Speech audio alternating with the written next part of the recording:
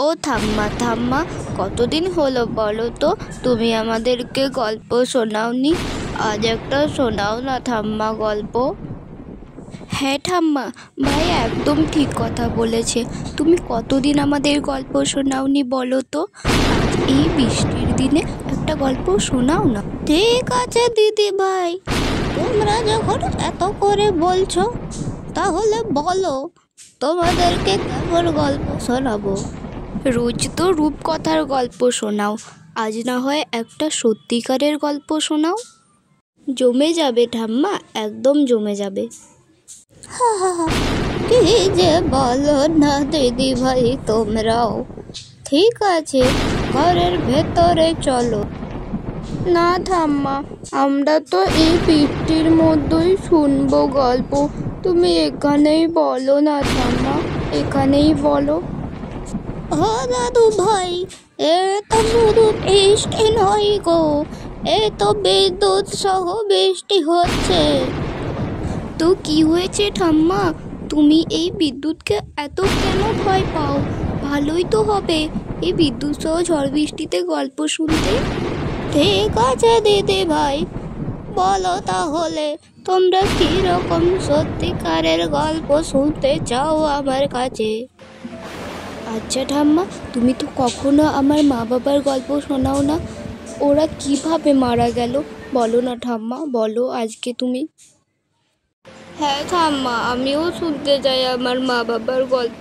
শোনাও না ঠাম্মা আজকে আমাদের মা বাবার গল্প।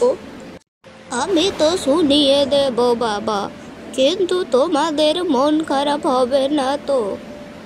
মন খারাপ হলে হোক ঠাম্মা, কখনো তো জানতেই পারলাম না যে মা বাবা কিভাবে ছেড়ে চলে গেল আমাদেরকে। প্রথমে তাহলে তোমরা তোমাদের বাবার কথা শোনো বাছা। তোমাদের বাবা মানে আমার ছেলে। আমার ছেলেকে আমি ভালো করে মানুষ করতে পারিনি। বড় হয়ে সে বিয়ে করলো। বিয়ে করার পর সে একটা চোরে পরিণত হলো। চুরি করতে করতে একটা বড় ডাকাত হয়ে গেল। এ কি বলছো ঠাম্মা, আমাদের বাবা একজন চোর ছিলেন? হ্যাঁ দিদি ভাই, তোমার বাবা একজন চোর ছিলেন। গ্রামের দূরেই এক ব্রাহ্মণের ঘর ছিল। সেই ঘরের সামনে এক বুড়ো থাকতো। ওই বুড়োর এক কলস ছিল, সোনার কলস। সেই সোনার কলস তোমার বাবা চুরি করতে গিয়েছিল। সেই ব্রাহ্মণ দেখে নিয়েছিল তোমার বাবাকে চুরি করতে। রেগে যে তোমার বাবাকে ওই কলসের মধ্যে বন্দি করে দেয়। তার মানে ঠাম্মা, আমাদের বাবা এখনো বেঁচে আছে, বন্দি রয়েছে ওই কলসের মধ্যে? হ্যাঁ দিদি ভাই, তোমাদের বাবা এখনো বেঁচে রয়েছে। 7 বছর ধরে ওই কলসের মধ্যে বন্দি রয়েছে তোমার বাবা। আচ্ছা ঠাম্মা, বাবাকে ওই কলসের থেকে মুক্ত করার কোনো উপায় নেই? রয়েছে দিদি ভাই, রয়েছে। সে উপায় যে খুবই সোজা। আমরা যদি সেই কলসের মধ্যে কেউ স্পর্শ করি, তবে তোমার বাবা সেই কলস থেকে বেরিয়ে চলে আসবে। এ তো খুবই সহজ উপায় ঠাম্মা, তাহলে তোমরা আমার বাবাকে মুক্ত করনি কেন এখনো? একটা ডাকাতের সাথে থাকতে তোমার মা বা আমি কেউই পছন্দ করিনি। উল্টে আমরা খুব খুশি হয়েছিলাম, কারণ তোমার বাবা গ্রামে আর কারো চুরি করতে পারবে না কোনো জিনিস। উনি যেমনই হোক ঠাম্মা, উনি তো আমাদের বাবা। আচ্ছা ঠাম্মা, ওই ব্রাহ্মণ কি এখনো বেঁচে আছেন নাকি মারা গেছেন? সে আমি জানি না বাবা, মনে হয় বেঁচেই রয়েছে। ও ঠাম্মা ঠাম্মা, আমি আমার বাবার কাছে যেতে চাই। মন খারাপ করিস না ভাই, তুই আর আমি মিলে বাবাকে গিয়ে উদ্ধার করে আসবো। আর ঠাম্মা, আমার মা কিভাবে মারা গিয়েছেন?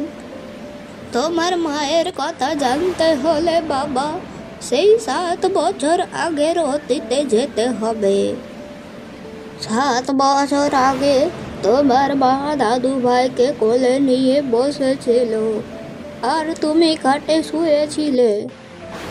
কোনো একটা বিষয় নিয়ে তোমার মাকে খুব চিন্তিত দেখাচ্ছিল। এই চিন্তিত মুখ দেখে আমি জিজ্ঞেস করলাম, কি হয়েছে বৌমা, তোমাকে এত চিন্তিত কেন লাগছে? কি বিষয় নিয়ে এত চিন্তা করছো মা তুমি?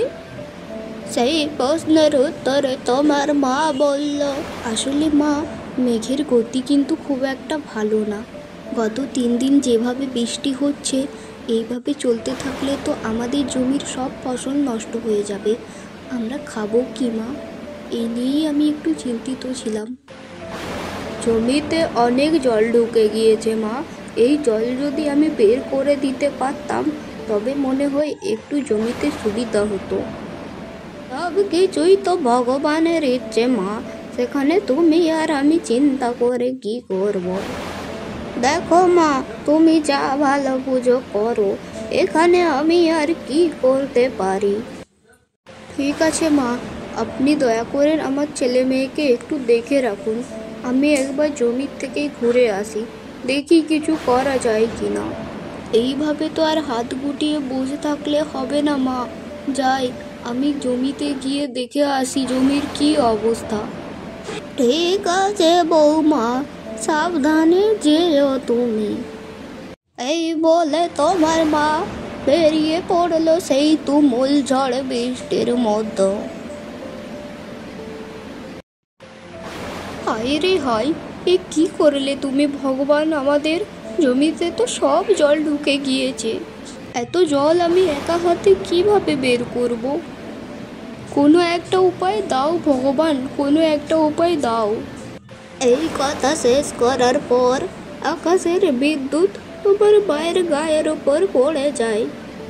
তারপর তোমার মা মাটিতে ছিটকে পড়ে যায়।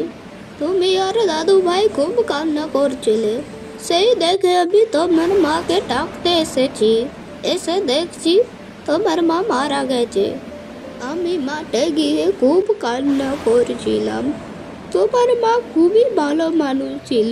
তারপর থেকে আমি একা হাতে তোমাদের দুজনকে মানুষ করেছি। তারপর থেকে তোমাদের দুজনকে আমি একা হাতে মানুষ করেছি। আহারে, তার মানে আমার মা তো খুবই কষ্ট পেয়ে মরে গেছে ঠাম্মা। হ্যাঁ বাচ্চা, কি আর করবে বলো, তোমরা একদমই তোমার মায়ের মতন হয়েছ। আর দিদি ভাই, তোমার গলার স্বরখানা একদমই তোমার মায়ের মতো হয়েছে। ও দাম্মা, আমার তো আমার মায়ের কাছে যেতে মন করছে। মন খারাপ করিস না ভাই, আমাদের মা নেই তো কি হয়েছে, বাবা তো আছে। কাল সকালে বৃষ্টি থামলে আমরা বাবাকে গিয়ে উদ্ধার করে আসব। ঝড় বৃষ্টি বিদ্যুৎ থামলে তবেই তোমাদেরকে আমি বাড়ি থেকে বেরোতে দেব, তাহলে নয়। তোমার মা বিদ্যুতে মারা গিয়েছে বলে আমি খুবই ভয় পাই বিদ্যুৎকে। ঝড় বৃষ্টি ছাড়ালে তোমরা যেখানে খুশি যেও।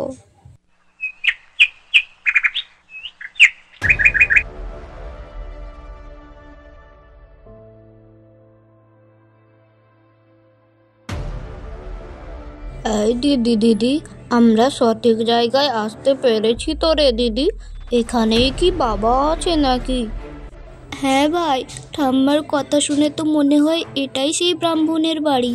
এই বাড়ির ভিতরেই আমাদের বাবা রয়েছে। তুই এইখানে দাঁড়িয়ে থাক ভাই, আমি বাবাকে উদ্ধার করে নিয়ে আসি। যতক্ষণ না আমরা আসছি তুই এখান থেকে কোথাও যাবি না। ঠিক আছে দিদি, তাড়াতাড়ি ফিরে আসবি বাবাকে উদ্ধার করে। এ ভগবান, এটাই তো সেই কলসিখানা যার মধ্যে বাবা রয়েছে। যাই, ঠাম্মার কথা মতো এই কলসিতে স্পর্শ করি, তাহলেই বাবা বেরিয়ে চলে আসবে। সাবধানে কাজটা করতে হবে, এখানে তো ব্রাহ্মণও শুয়ে রয়েছে। খুব ভয় করছে যে আমার এই ব্রাহ্মণ যদি আবার জেগে যায় তাহলে আমি আর আমার বাবাকে কিছুতেই উদ্ধার করতে পারবো না। বাবা বেরিয়ে আসো, বাবা, বাবা বেরিয়ে আসো, আমি তোমার মেয়ে, বেরিয়ে এসো বাবা, কলসির ভেতর থেকে বেরিয়ে এসো।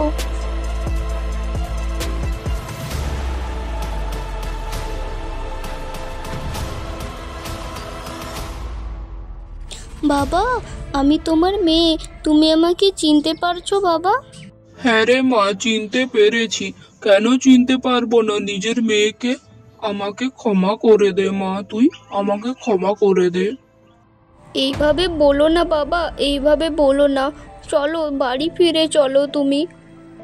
ঠাম্মা তোমার জন্য অপেক্ষা করছে যে। তোর ঠাম্মা আমাকে ক্ষমা করে দেবে তোরে মা? এত ভয় করো না বাবা, তুমি আগে বাড়ি ফিরে তো চলো, দেখো ঠাম্মা তোমাকে কিভাবে ক্ষমা করে দেয়। ও মা, তুমি আমাকে দয়া করে ক্ষমা করে দাও।